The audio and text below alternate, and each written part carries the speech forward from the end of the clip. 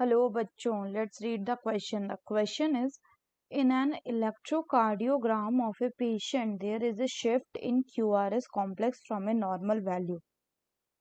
The doctor noticed that the blood is not getting oxygenated, due to which different organs are not getting sufficient oxygen. Select the correct statement which clearly describe this situation. पहला, oxygenated blood is not passing from the lungs to the left atrium due to the blockage in pulmonary vein.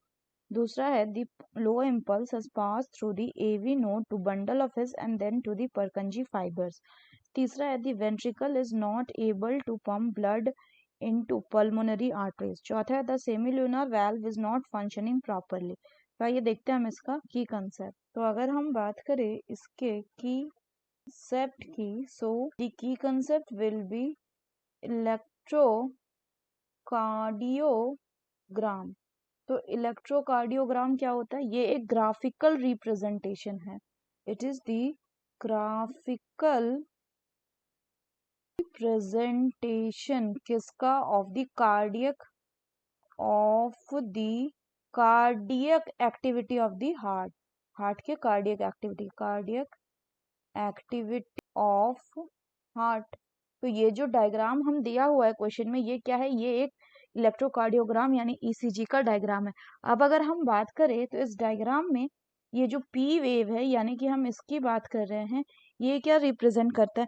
The P wave represent the arterial depolarisation. मतलब इस time पे जो आपका arteria होगा वो क्या करेगा?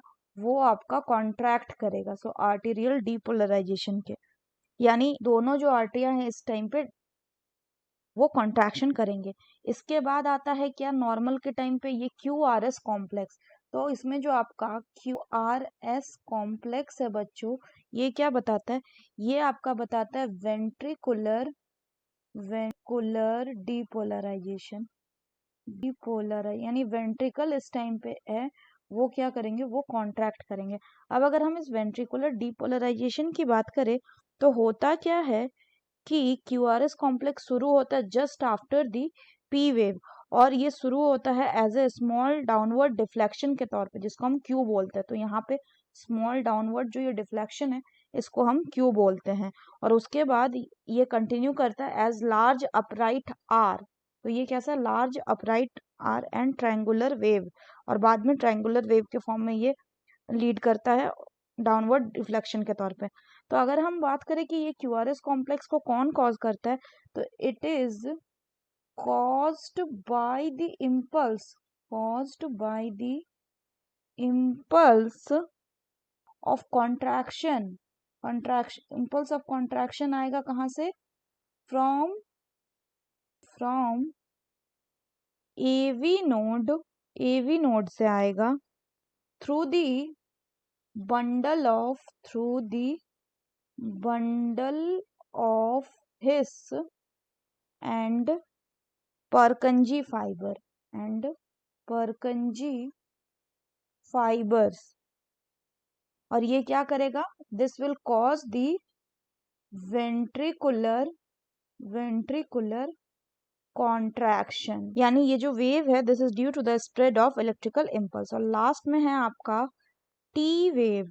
टी वेव रिप्रेजेंट करता है आपका क्या? It represent ventricular repolarisation. मतलब अगर बात करें क्या, यहाँ पे जो वेंट्रिकल है वो रिलैक्स करेंगे. सो ये वेंट्रिकुलर रिलैक्सेशन को रिप्रेजेंट करता है. तो अब अगर हम क्वेश्चन की बात करें तो क्वेश्चन में बोल रहे हैं कि इलेक्ट्रोकार्डियोग्राम है एक पेशेंट का जिसमें QRS में शिफ्ट दिख रहा है. मतलब नॉर्मल जो QRS था उसमें हम देख रहे हैं कि QRS वेव ज्यादा बड़ा था, लंबा था.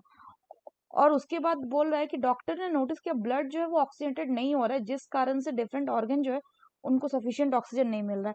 तो डॉक्टर ने देखा कि एबनॉर्मल क्या हो रहा है? QRS आ रहा है. एबनॉर्मल QRS आने का मतलब है कि जो wave of contraction AV node से आ रहा है, यानी AV नोड जो इम्पल्स जनरेट कर रहा होगा वो कैसा इम्पल्स होगा? वो लो इम्पल्स होगा.